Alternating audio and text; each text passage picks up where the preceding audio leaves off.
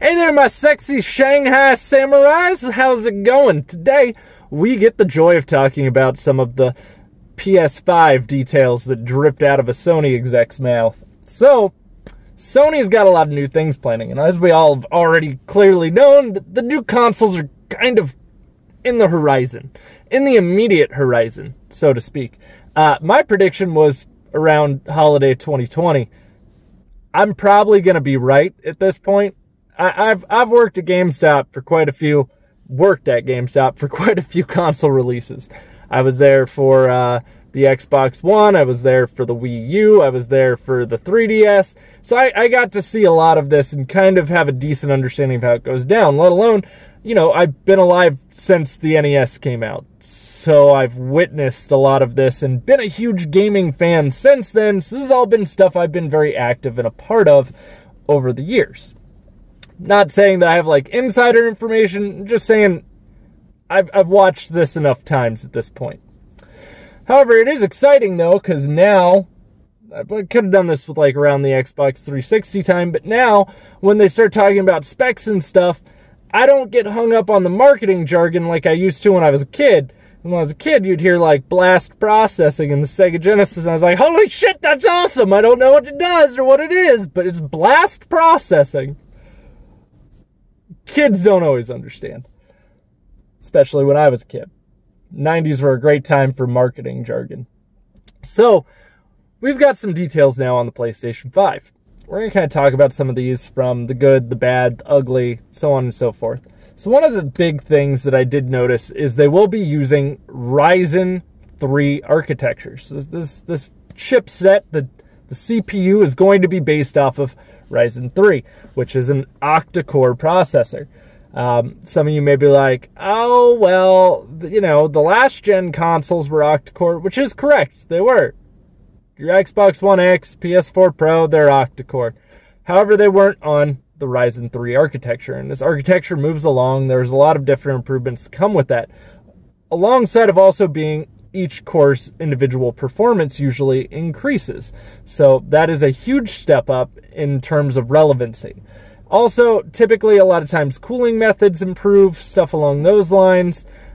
So the chip might not run as hot. There's so many different things that can improve, especially with them going to Ryzen 3. Whereas the last chipset was based off of the Jaguar architecture, which was kind of already outdated at the start of the last console generation, whereas Ryzen is still a very new architecture, and Ryzen was really the first time in a long time that Intel became like a competitor again, or AMD became a competitor to Intel again. That's pretty huge. Intel's kind of had that CPU market space on lock for a long while. So that is exciting to see them starting to implement Ryzen now into the consoles. I'm sure there will be some awesome benefits from that. There hasn't been any kind of announcement to how much RAM is going to be in there, but my assumption, I'm just making an assumption at this point, because they didn't talk about this at all. I'm going to assume it's at least 12 gigs of DDR5, because that's what the Xbox One X used, and it wouldn't make a lot of sense to step back to 8. So I'm assuming 12 gigs of DDR5. Assumption. The GPU is going to be based off of a Navi architecture GPU, so that's pretty exciting to hear as well. That means my dog is going to be inside of your console. My dog's name is Navi, for those of you who don't know. She's appeared in a video before. So, we've got GPU and CPU kind of information going down. Not really how much they're putting out, so I don't know like what each core's clock speed is on this. There's still a lot of unanswered questions, but we are getting a little more details that have trickled out. This is more information that we've received so far on any of these consoles. Xbox is already developing a console. This is literally the most amount of news we've gotten. That will also have a disc reader. Yay! Go team! Physical disc is still there. So that really didn't shock me. I didn't think that this generation was going to do away with disc and physical media. we're still at a point of where that's still a big part of the market, so it would be really stupid of Sony to do away with that, especially because there are still some people who don't have internet that's capable of downloading all their games, so that there are kind of like pros and cons. That's not saying that they won't do a discless console later, but as of right now, it has a disc. Now, one thing that really didn't catch me off guard that I guess was supposed to kind of be exciting is it's going to have an SSD in it. According to Sony, it is the fastest SSD on the market. I'm going to call bullshit on that. That is a blatant lie, okay? There's no way they're putting the fastest SSD in the market on the market and having it debut in a console. It may be the fastest SSD right now. I guarantee you it will be out, and it's probably not what you're thinking. It's just the wording was probably poor and probably along the lines of let's hype this. Now, that should have been expected. I kind of expected we were going to see SSDs become more of a standard during this console generation, especially when we're talking in terms of the biggest improvements on PC architecture over the last couple years has really been solid-state drives. Solid-state drives are more noticeable than, let's take a Intel Gen 3 i5 versus an Intel Gen 8 i5. You're not going to really notice all that much of a difference, but if you pop an SSD in there, boy, are you going to notice a difference. Quickly, like visually, you will be able to see a difference very quickly. So SSDs are easily one of the biggest improvements to happen in computers, literally this entire last decade, probably. Not to discredit any other advancements, but it is really that big of a deal. Sony also announced that, well, backwards compatibility will be a thing, since it is going to be running the PS4's architecture. What that means is they essentially made a computer. PS4 is basically a computer, just like Xbox is basically a computer. And the PS3 was not. It ran with a cell processor, making stuff a little bit more difficult to port over. But that's kind of been the trend. A lot of these consoles use different processing types, just like the N64 is a great example, and its processor tends to make it relatively difficult to actually emulate smoothly. So there have been a lot of different changes where console didn't always exactly mimic a PC, but now it is a PC. It's pretty much what it is. It makes it easier for the developers, makes it easier for the consumer, and it makes it easier to buy standardized parts and have that cost also not be as high as what it could be. The rumor going around right now is the PS5 will be $500, and there's also a lot of people saying it's going to be called something other than the PS5, but it's probably just going to be the PlayStation 5. That's just... If they called it something different at this point, I think I would just be thrown off and startled. Like, that alone might steer me away from it. Like, what? No, I'm good. The Vita 2! That's what they're going to call the home console, the Vita 2. So, I mean, a lot of this is really big information, and it does give you a little bit of an insight into what architectures this is running on, but doesn't really give you their solid specs. So, even with solid specs, though, that doesn't always tell you exactly how the game is going to run. It doesn't give you a detail of, it's going to run like this. This is what it'll look like. Specs can say a lot of things, but real-life performance can vary as well. Now, they did say it will be 8K capable, and that bothered me because it is upscaling. That part was discussed. It's 8K upscaling. I don't know why 8K was even a focus. 8K isn't really, for those of you who don't know, there's a step above 4K. 8K is the next TV evolution. That is the next resolution in the resolution war. 8K is currently not massively wide produced, nor is there a lot of stuff that supports 8K format. This may help bring 8K a little bit more to the forefront, but upscaling is still just upscaling. You are usually sacrificing something to make it look a little bit better in resolution. And I would personally rather have a higher frame rate. Had they been like, this is 4K at 60 FPS, I would have been ecstatic. I would have literally shit my pants.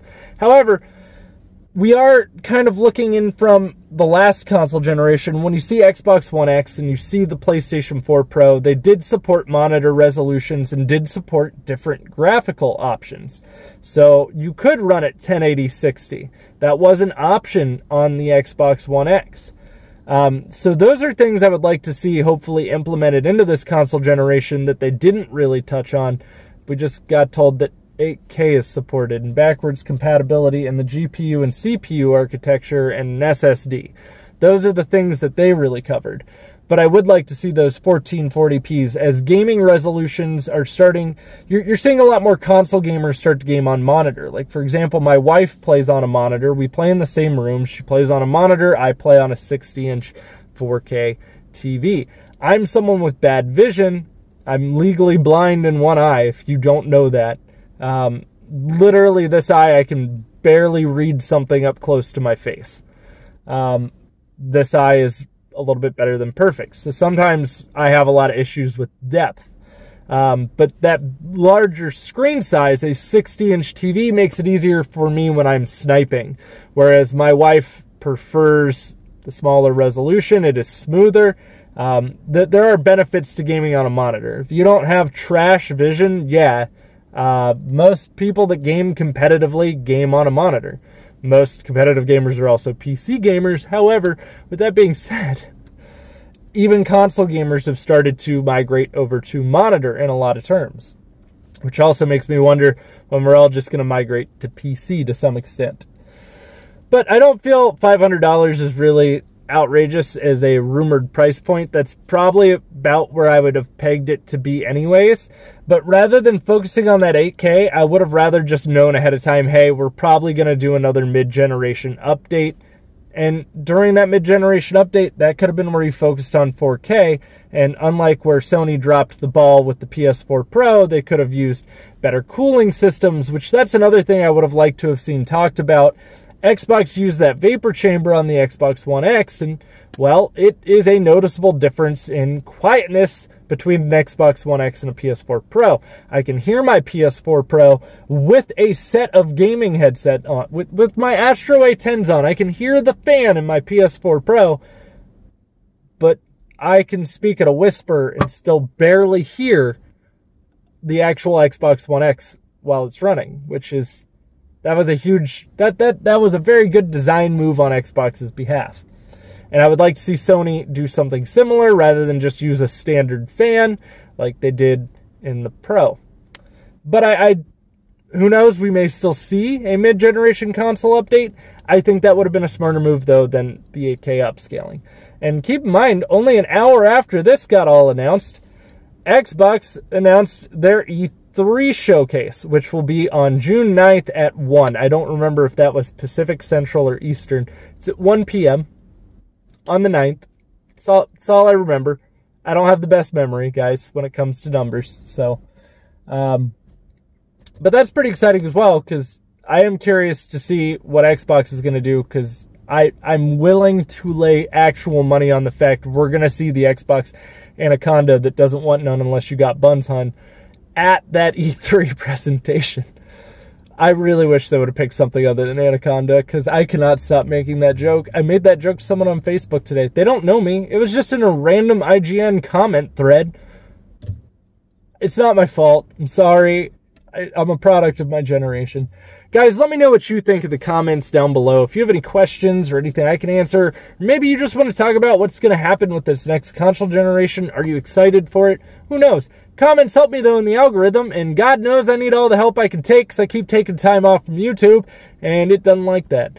Also, if you enjoyed the video, don't forget to drop a thumbs up. That also helps me in the algorithm. And if you really like me and you love me, share the video.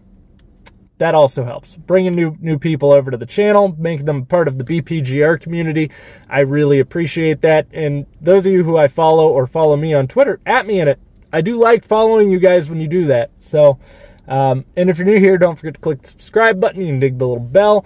Get notified when I actually upload new content, supposedly. And for any links, like my PSN, my Xbox Live, my Patreon, they're all in the description box down below. I hope you guys have a wonderful day. I'm about to go into work, and today is the day before. So tomorrow is my last day before my vacation. I will be on 8 days of paid vacation. Me and the wife are going to do some stuff. You might get some vlogs. Who the hell knows? I don't know what I'm going to upload. I know what tomorrow's video is going to be, and I don't want to give it away because I don't want anyone else to copy the idea, because no one's talked about this, at least in a very long time. Guys, I'll see you all soon. Have a great evening.